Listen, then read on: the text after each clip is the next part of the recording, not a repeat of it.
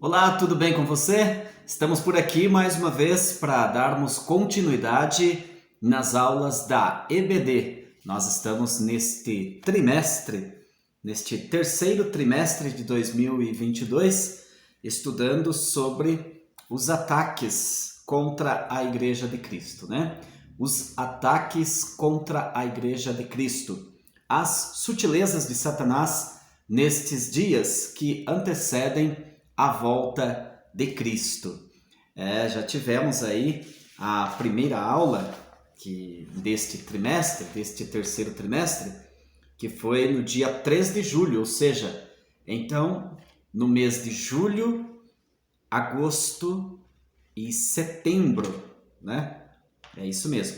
Julho, agosto e setembro corresponde o terceiro trimestre de 2022. São 13 aulas, 13 domingo, portanto, e nós já tivemos 5 aulas. A primeira aula falando sobre as sutilezas de Satanás contra a Igreja de Cristo.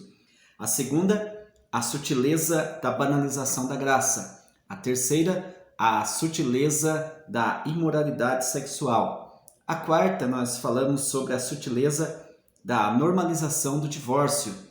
E a quinta, que foi a aula passada, nós estudamos sobre a sutileza do materialismo e do ateísmo.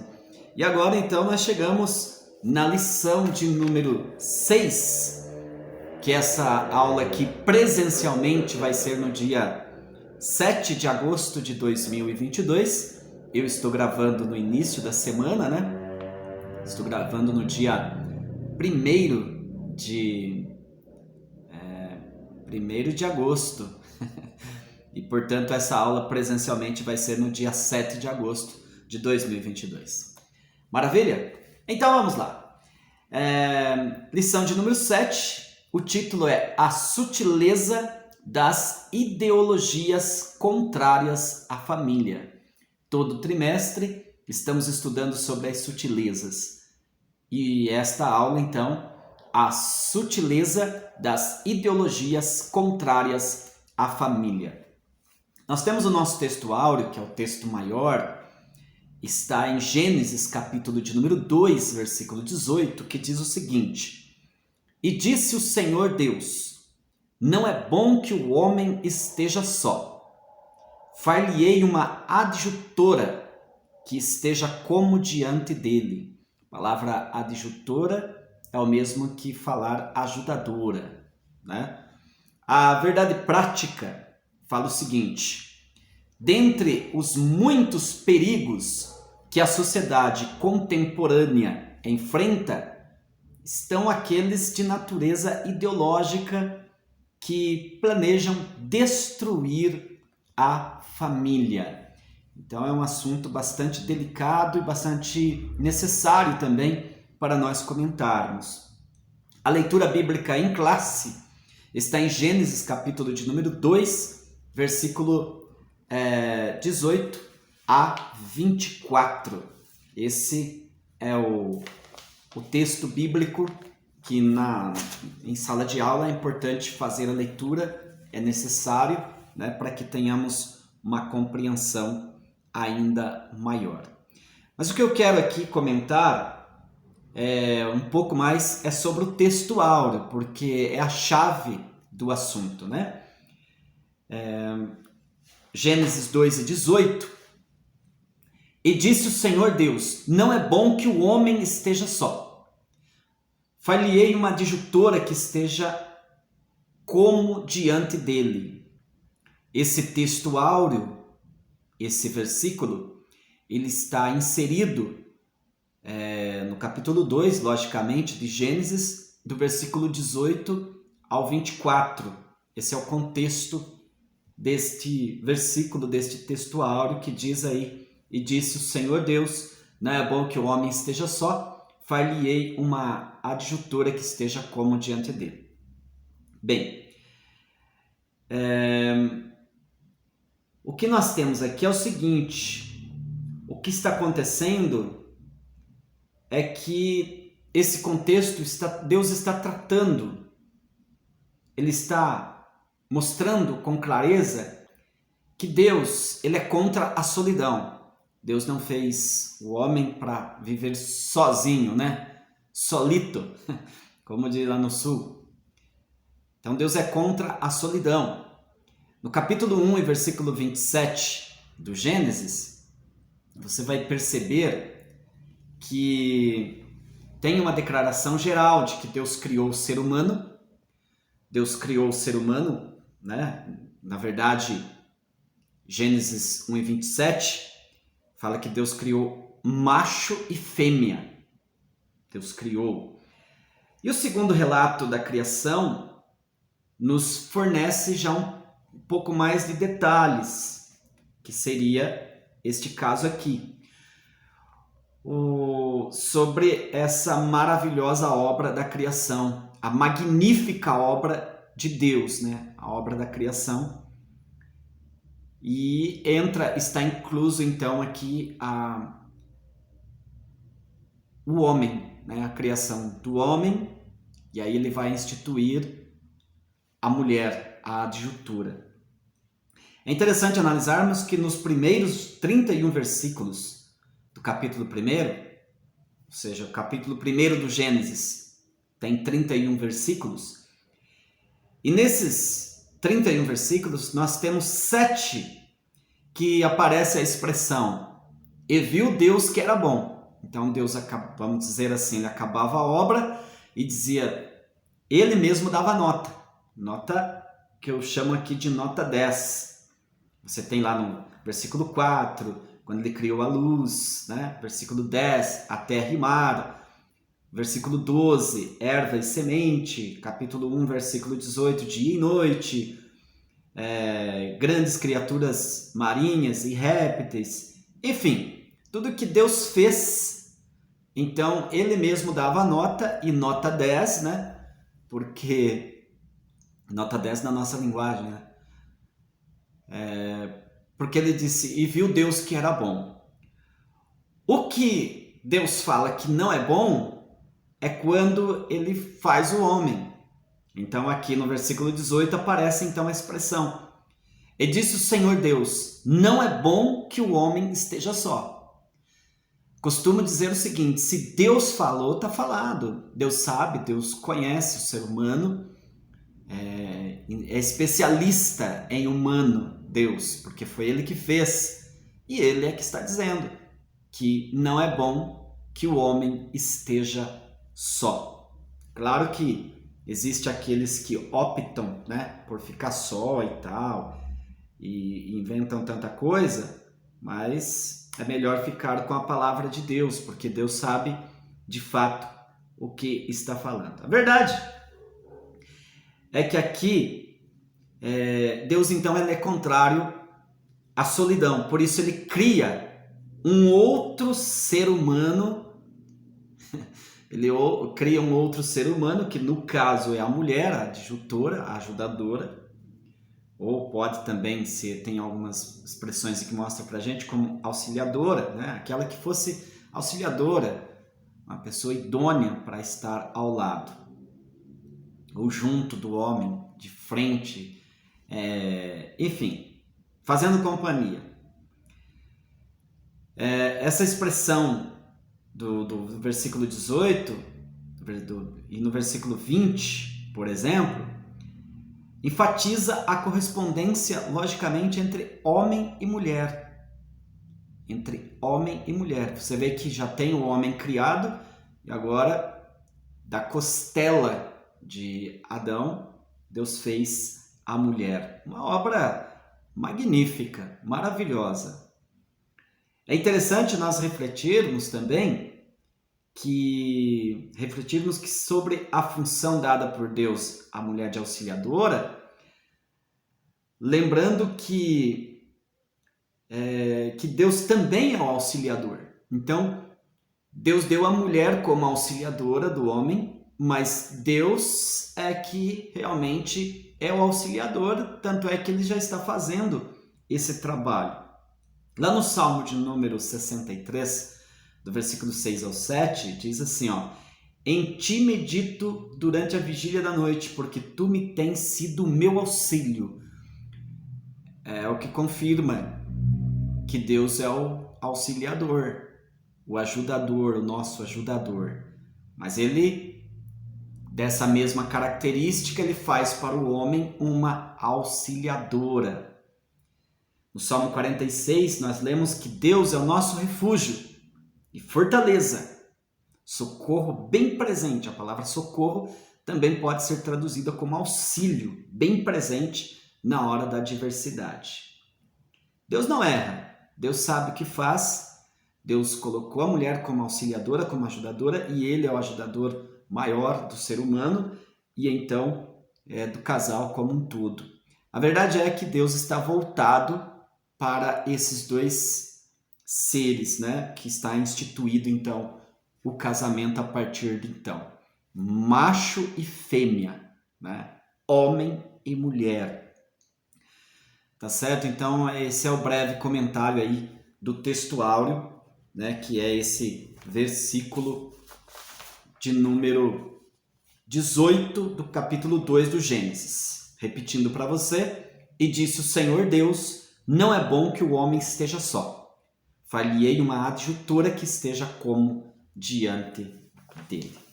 Vamos à introdução do assunto. Eu tenho aqui a minha revista em mãos, né? Porque é importante nós trabalharmos com uma revista, porque fica muito mais tranquilo. A introdução do assunto diz o seguinte: nesta lição mostraremos que a família é um projeto de Deus. A família é um projeto de Deus. Então, como a gente pontuou no texto áureo, ela é o projeto de Deus e que tem valores. Deus já estabeleceu valores fundamentais sobre os quais a família está edificada. Tratamos aqui também dos perigos que rodam a família cristã. O que nós vamos ver aqui nesta pré-aula, lembrando que os meus comentários aqui é pré-aulas, são os perigos que rodam a família cristã. E aí existem as velhas práticas, né? Já de muito tempo elas rodam, como por exemplo a infidelidade conjugal, também os modelos alternativos de construção familiar. Tudo isso são perigos que demandam e requerem um pouquinho mais da nossa atenção. Contudo, há uma narrativa que faz passar essa chamada infidelidade conjugal. Existem narrativas que diz que isso é normal, que é tranquilo e tudo mais. Mas, na verdade, não é bem assim. Se porventura mudou o rótulo, mas o veneno continua o mesmo, né? Então, pode não ser crime, como já foi, né? Como já foi mais sério, principalmente no nosso país, no Brasil. Mas a Bíblia realmente ela não aprova esse tipo de situação. Também, por outro lado, nós vamos ver aqui que existe o dever dos pais. Se a família é constituída como marido e mulher, consequentemente filhos, agora é papel dos pais também cuidar, ter cuidado com relação a essas novas distorções, principalmente aí da sexualidade, como por exemplo a então chamada ideologia de gênero. A teoria genderqueer, né, popularmente falado, essa expressão genderqueer eu não sou tão bom assim, mas ela é uma expressão em inglês que significa basicamente uma teoria estranha. Esse tipo de pontuação, de informação, de expressões, já foi xingamento no passado, mas que hoje parece que torna isso como se fosse normal. O tópico de número 1 fala o seguinte: a família, projeto de Deus. Família, projeto de Deus. O subitem 1 fala uma instituição divina. Então já fica claro que se a família é projeto de Deus, logicamente ela é uma instituição divina. Quando consultado pelos fariseus sobre a questão do divórcio, o Senhor Jesus deu uma resposta, lá no capítulo de número 19, versículo 6, a parte B de Mateus, né? Ou seja, Mateus, capítulo 19, verso 6, ali Jesus foi interpelado pelos fariseus com relação à questão do divórcio, né? Eles buscando ponto lá de Deuteronômio e tal, e Jesus respondeu o seguinte: portanto, o que Deus ajuntou, não separe o homem. Então Jesus foi categórico na resposta e disse: olha, portanto, o que Deus ajuntou, não separe o homem. E ao dizer que ninguém separasse o que Deus havia juntado, o nosso Senhor se referia à constituição familiar, aquilo que foi constituído por Deus, né? E mais, com essa fala, Jesus reconheceu a família. Ele, vamos dizer, colocou ordem. Se alguém estava querendo bagunçar o negócio, né? Bagunçar a situação, desrespeitando para com a família, o Senhor Jesus realmente ratificou qual que é a vontade de Deus com relação à família. E ele disse: foi Deus e não o homem que a criou, foi Deus que criou a família. Portanto, a família é criação de Deus, não é do homem. Então, o homem não tem direito nenhum de dar as suas ordens, mudar as regras, porque a família é a instituição de Deus. Esse fato mostra a importância, então, que a família tem no projeto de Deus para a humanidade. A família é um projeto de Deus para a humanidade. Lógico que ela é um projeto para a igreja, mas a igreja ela vai existir depois de 4.000 anos, né, na história aí bíblica, porque o nosso assunto aqui é bíblico. Mas Deus, então, ele quer constituir a sociedade, uma sociedade sólida, sadia, uma humanidade assim com sensatez. E, portanto, a família é primordial. Deus tem um plano para a humanidade, esse plano é desenvolvido com a família. Claro que o plano de Deus, o projeto é para a salvação das almas e instituir a igreja depois, mas sem família, nada feito. Então, fechando aqui o subitem 1, a família faz parte do plano de Deus e a gente percebe que o olhar de Deus está voltado sim para a família. O subitem 2, ainda no mesmo conceito, falando aqui do tópico de número 1, a família, projeto de Deus. E agora mostra pra gente que a família, na verdade, ela é a célula máter da sociedade. A família é a célula máter da sociedade. No contexto social, a família é a primeira instituição a ser estabelecida. Exatamente. Então, você vê tanta importância com relação à família. Célula máter, a palavra máter significa mãe, do latim, né? Essa expressão significa mãe. Então, você vê lá no versículo de número 24, começa com a família. Diz o versículo 24 do capítulo 2 do Gênesis: portanto, deixará o varão seu pai e a sua mãe, e apegar-se-á sua mulher, e serão ambos uma só carne. Então é dentro dessa linha que a família é então a célula máter da sociedade, a célula mãe. Tudo começa na família, ou seja, a família é a base da sociedade. A base da sociedade é a família. Na verdade, não poderia haver sociedade ou vida social sem a existência da família. Sem família não tem sociedade. Não existe. Não tem como. Esse fato é de suma importância para nós interpretar corretamente qualquer fenômeno social. Qualquer instituição social, você percebe que a discussão sempre é a família. Não há dúvida de que a desagregação da família moderna está no topo dos principais problemas sociais ora presenciados. É por isso que nós estamos estudando. Porque existe então uma sutileza para desestruturar a família, esse plano bonito, maravilhoso e magnífico de Deus, que Deus estabeleceu. Agora, se realmente não existe sociedade sadia sem família, imagine que a família desestruturada, como que vai ser a sociedade.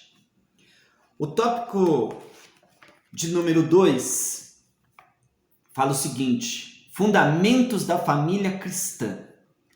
Isso aqui é bíblico, tá? Quais são os fundamentos da família cristã? Primeiro, o casamento monogâmico e heterossexual, modelo bíblico.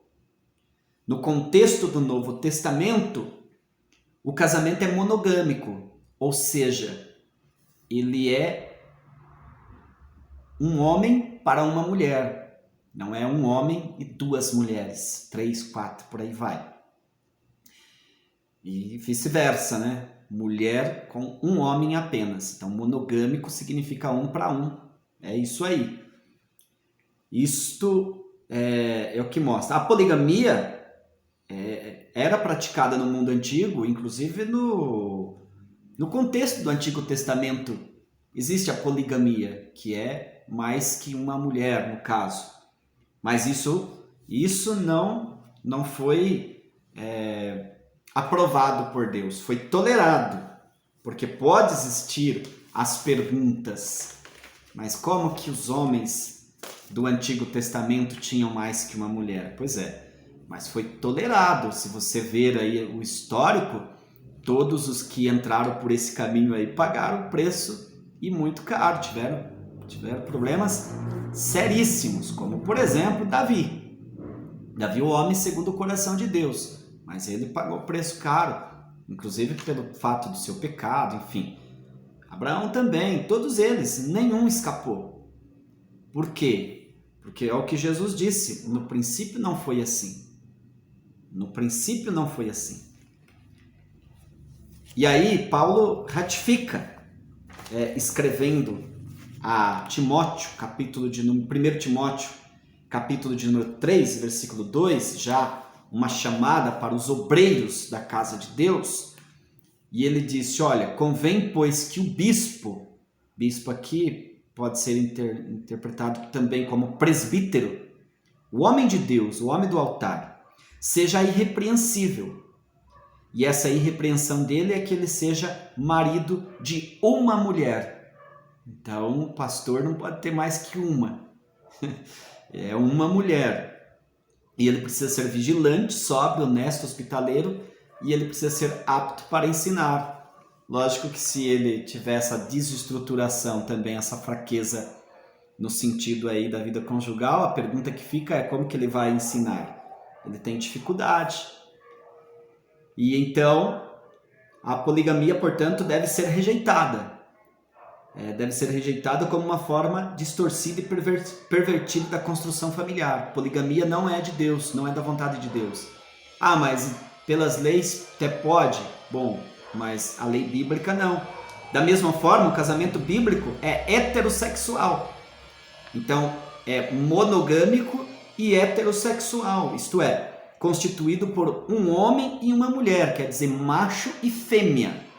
Não é dois machos, duas fêmeas. Não existe nessa instituição feita por Deus.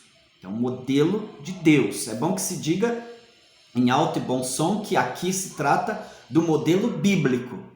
Agora, o mundo faz como eles quiserem. Tem muita gente aí que eles vivem fora do plano de Deus, do projeto de Deus, e querem que seja até respeitado, não pode falar no assunto e tudo mais. Não. Nós somos a igreja do Senhor Jesus, os cristãos e aqueles que amam os valores bíblicos, eles prezam pelo que a Bíblia fala e no modelo que Deus estabeleceu e não o que o homem inventou.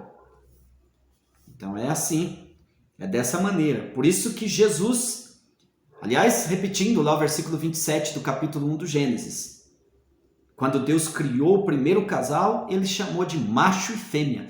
Deus criou homem e mulher. Não existe outra alternativa. Por isso que Jesus diz, novamente, né? Ele mostra com muita clareza. Deixa eu ver o versículo aqui, capítulo 19 e o versículo de número 4. Vou novamente citar, porque eu gosto de citar a Bíblia, a palavra de Deus. Gênesis 1:27. E criou Deus o homem à sua imagem.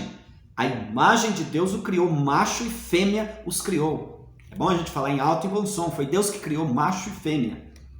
E Jesus então fala em Mateus capítulo 19, versículo 4.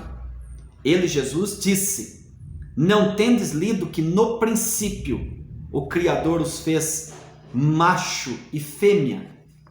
Então não tem brecha aqui. Isso mostra que o gênero é baseado no sexo biológico. Não há um terceiro sexo, como muitos querem fazer descer isso de goela abaixo. Aí a gente vai ver em aula em pontos adiante.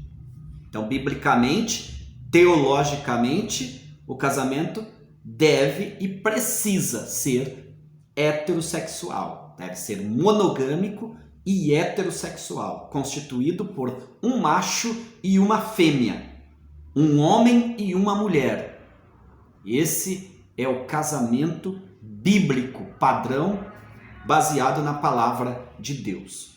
Continuando aqui, ainda falando dos fundamentos da família cristã, o subitem 2 fala o seguinte: o casamento também ele é indissolúvel e confessional. Ou seja, esse é um princípio do casamento bíblico também, né? Que ele é indissolúvel, ou seja, ele não é para desfazer. Teoricamente, é só a morte, né? Só a morte que separa.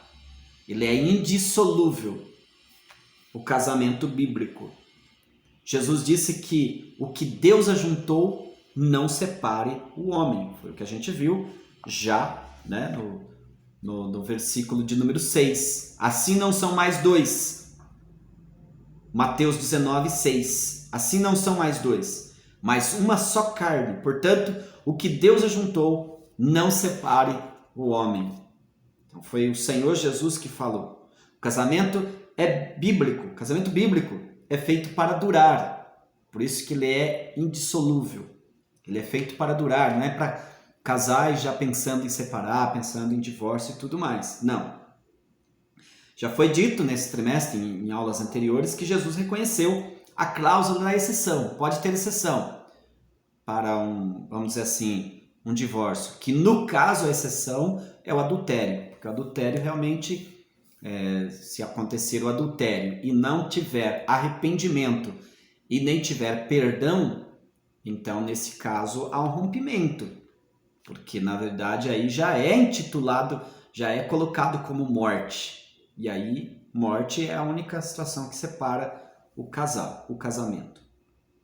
Mas se tem como reater, quer dizer, tem perdão, tem arrependimento, então pode seguir, não precisa ter divórcio, pode seguir.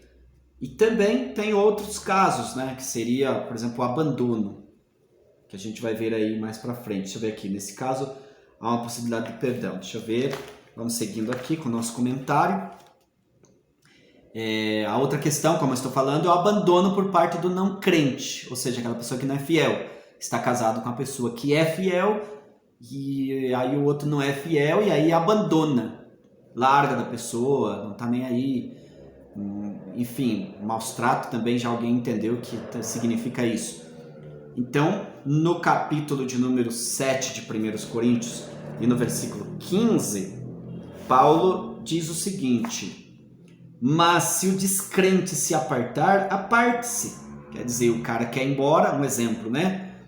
A mulher é crente, serva de Deus, ele não é, e ele não quer ficar com ela e ele vai embora, ou vice-versa.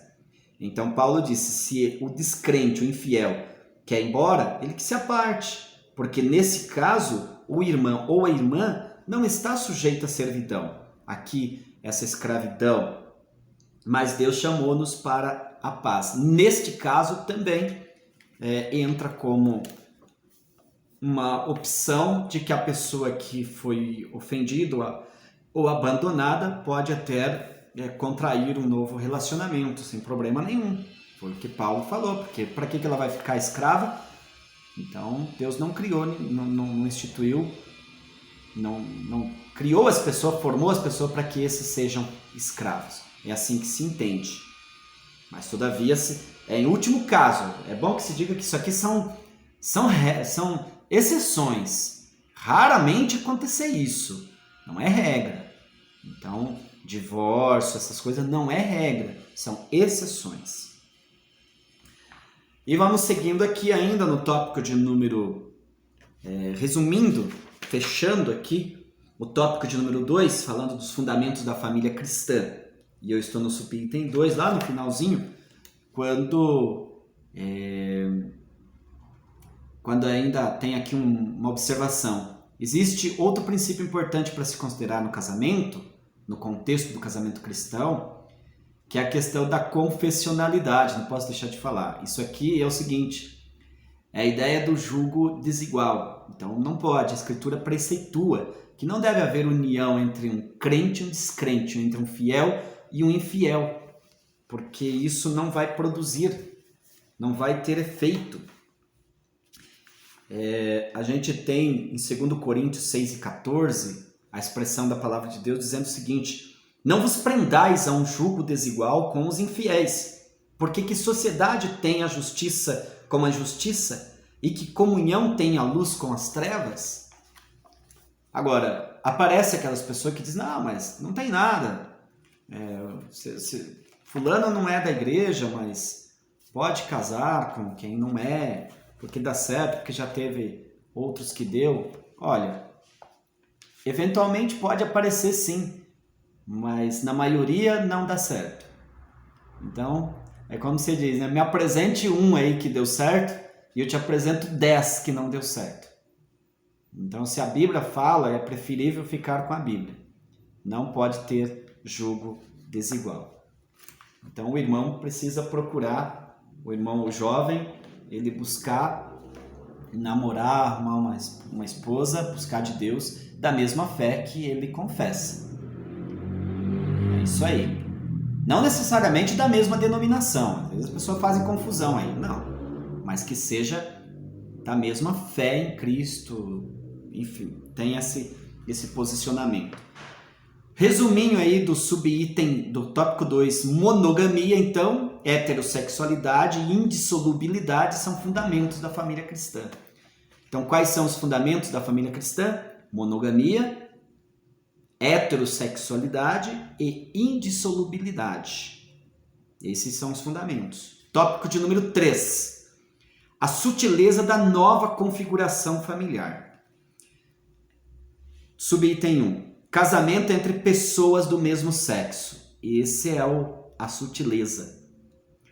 Em maio de 2011, não está tão longe de nós, o Supremo Tribunal Federal, o STF, reconheceu a união homoafetiva como núcleo familiar como qualquer outro.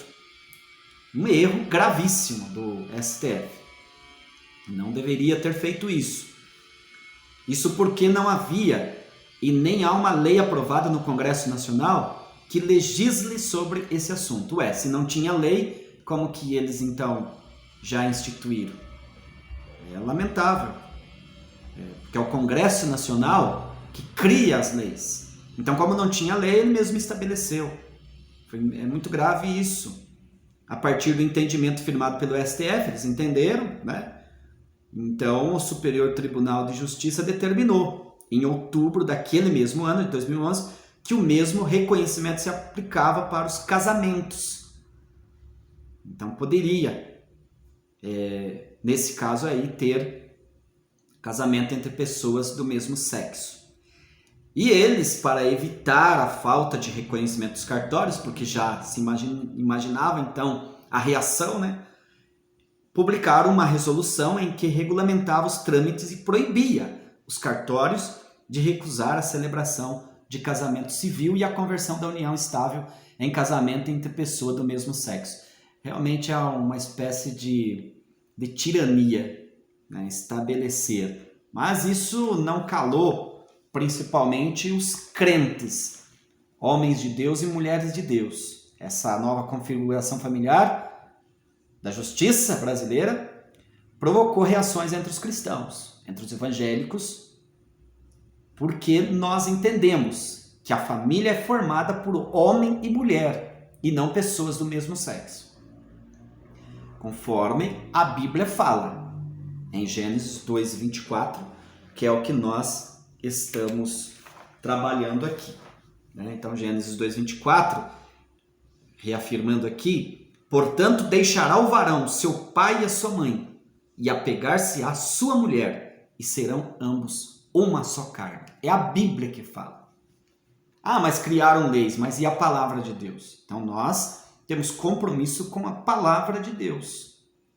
E ainda falando do que Jesus, lembrando que Jesus falou em Mateus 19:4, que Jesus também afirmou, e ele disse: não tendes lido que no princípio o Criador os fez macho e fêmea?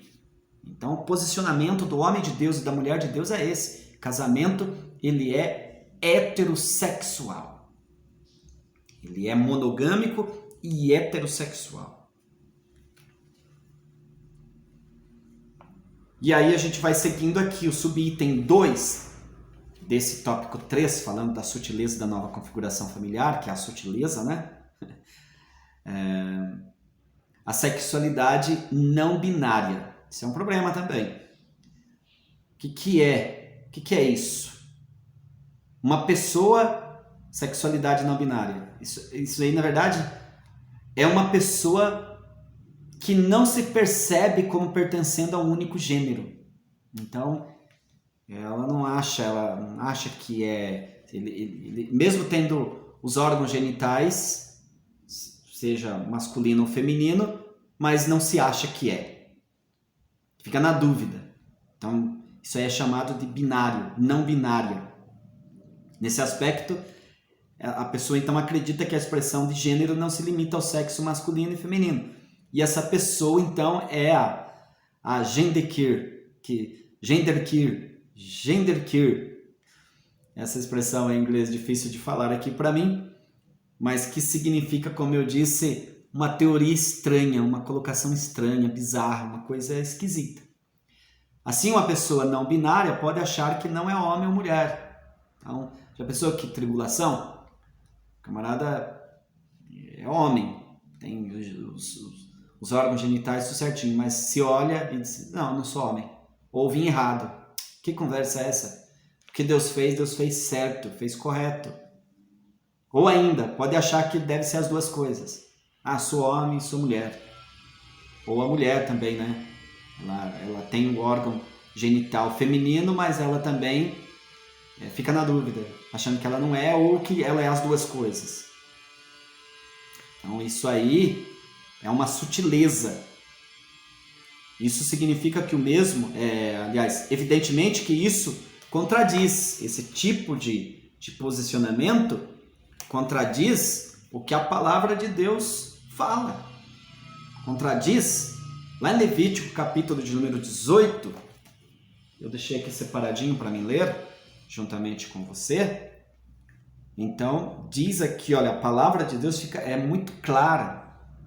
No versículo de número 22, Levítico 18:22.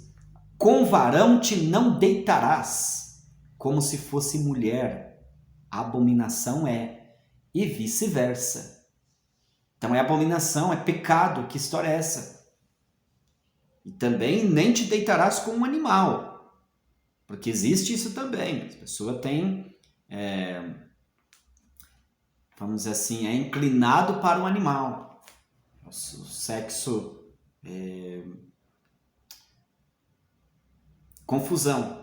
Nem te deitarás com o animal para se contaminares com ele, nem a mulher se porá perante o animal para juntar-se com ele. A linguagem da Bíblia fala de confusão isso. Então, é uma negação das leis biológicas que definem os sexos masculino e femininos. Nós estamos aqui para trabalhar com a Bíblia, com a palavra de Deus. Nós não atacamos quem vive nessa prática, porque cada um, afinal de contas, vive como quer e faz o que ele quer. Agora, o nosso compromisso é falar a palavra de Deus, é ensinar. E nós estamos falando com a igreja. Então, a igreja de Cristo, não. Nós amamos. Ah, mas se as pessoas lá de fora, bom, lá eles fazem o que eles quiserem. E eles podem até usar os nomes que eles quiserem. Mas a Bíblia não aprova isso, portanto nós não vamos aprovar. Continuamos amando as pessoas, orientando as pessoas, orando por eles para que eles se libertem disso, que não temos nada contra as pessoas, mas a prática é do jeitinho que a Bíblia fala. Se a Bíblia fala que é pecado aquilo, é pecado. Agora, se a pessoa quiser fazer, ele tem livre. Ele é livre para fazer o que ele quiser. Agora, não venha também querer proibir de nós, os homens de Deus, os pastores, falar, porque de repente pode chegar aí, não pode nem falar no assunto. Como não? Se está nas Escrituras Sagradas, está na Palavra de Deus. Só se nós, não tem como. Então, aquilo que Deus estabeleceu é aquilo. E aí, quem fizer ao contrário é desestruturação da sociedade como um todo. Resuminho aí do tópico de número 13, então. A nova configuração familiar se caracteriza pela normalização do casamento entre pessoas do mesmo sexo e da sexualidade não binária. Aqui dá para a gente usar a expressão vigiemos, tomemos cuidado com isso. Tópico de número 4 fala o seguinte: princípios bíblicos para uma família sólida. Quais são os princípios bíblicos para uma família sólida? Quais são?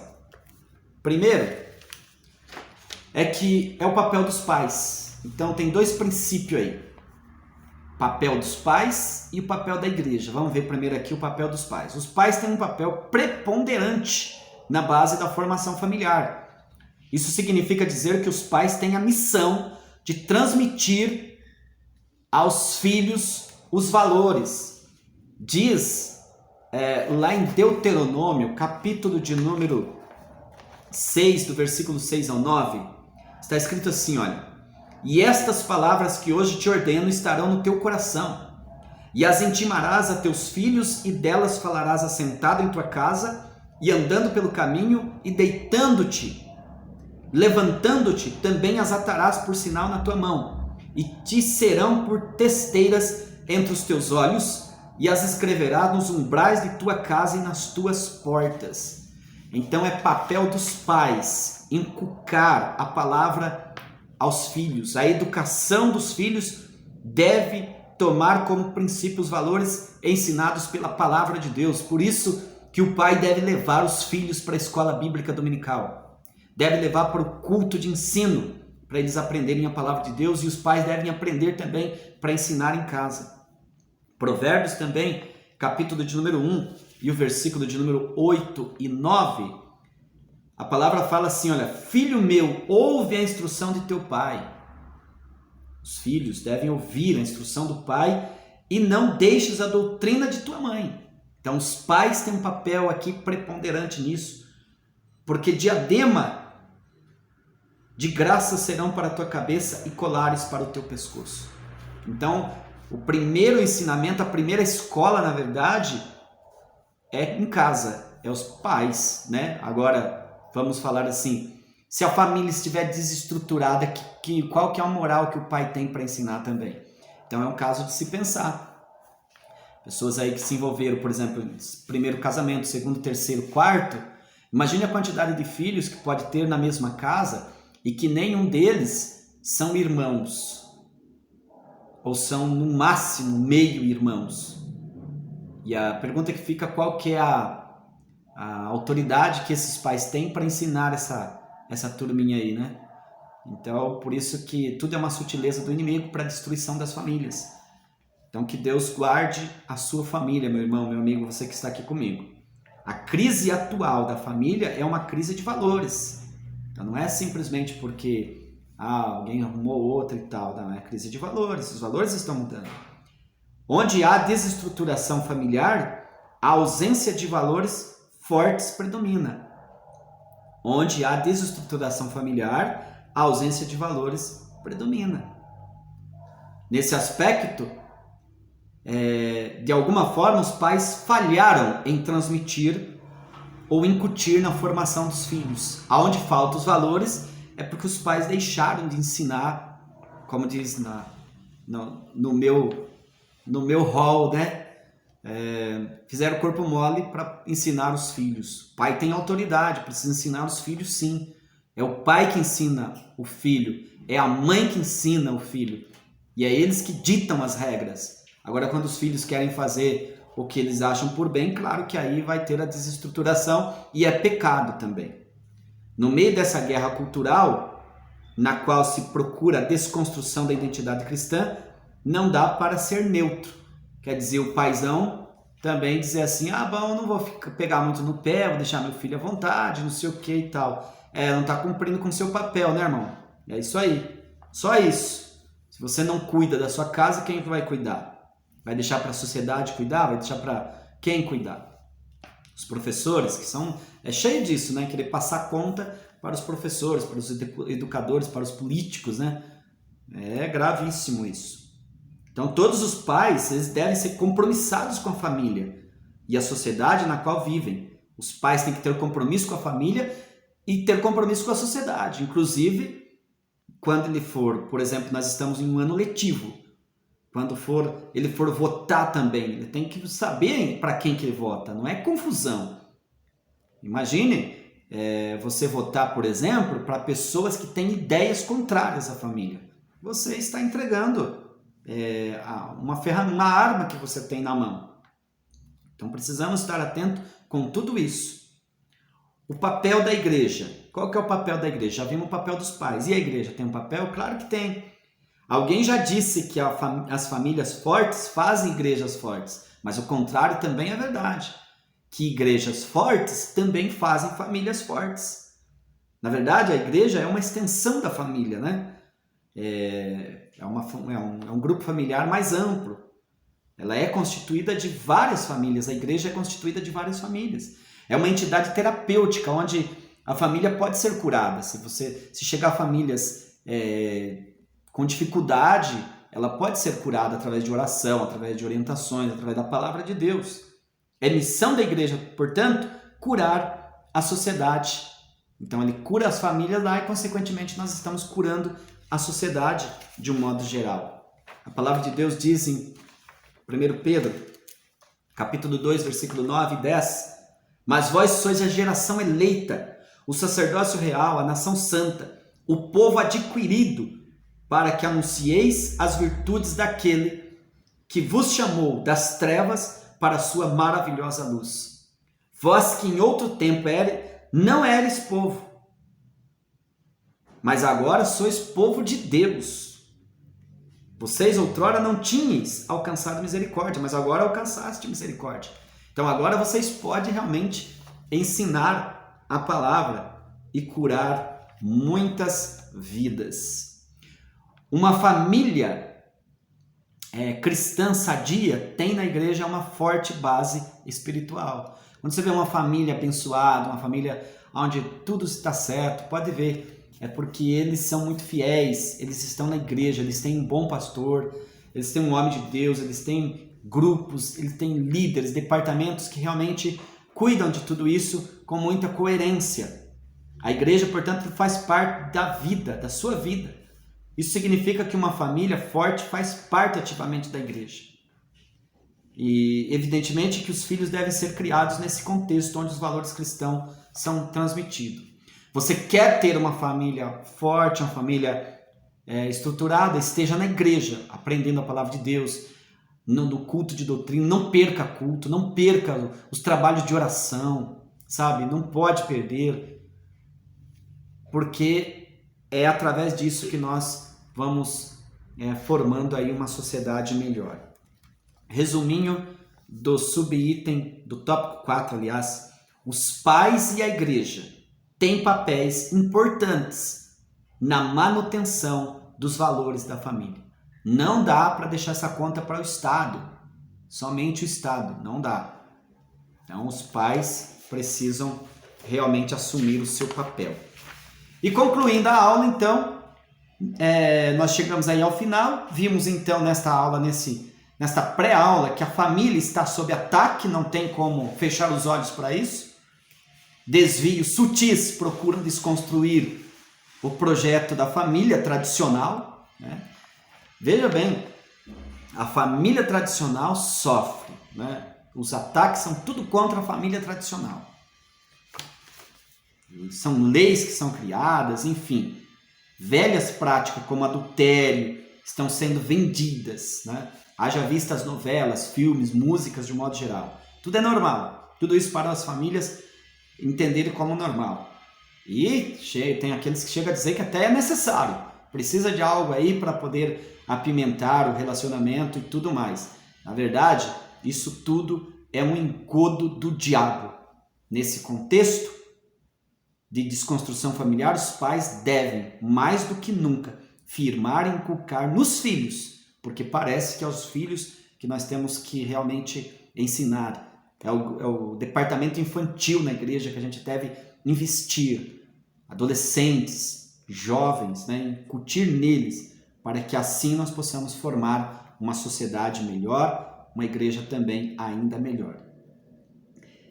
Tá certo? Vamos ficando por aqui. Então, muito obrigado pelo seu carinho, você que ficou comigo até aqui. 50 minutos de aula, é pré-aula, meu amigo, e ainda é pré, viu? Porque a aula presencial eu vou ministrar no dia 7 de agosto, no próximo domingo, portanto, às 8h30 da manhã, na Assembleia de Deus Aliança de Paz, Rua França 615, Cabreúva, São Paulo. Se você estiver aqui na região, você é meu convidado para participar comigo. E se você ficou comigo até esse presente momento, eu só tenho em te agradecer. Se você ficou, para mim saber que você ficou, curta o meu vídeo aí e, se possível, deixe um comentário, tá bom? Que Deus te abençoe, que Deus te guarde. Até a próxima aula. A paz do Senhor.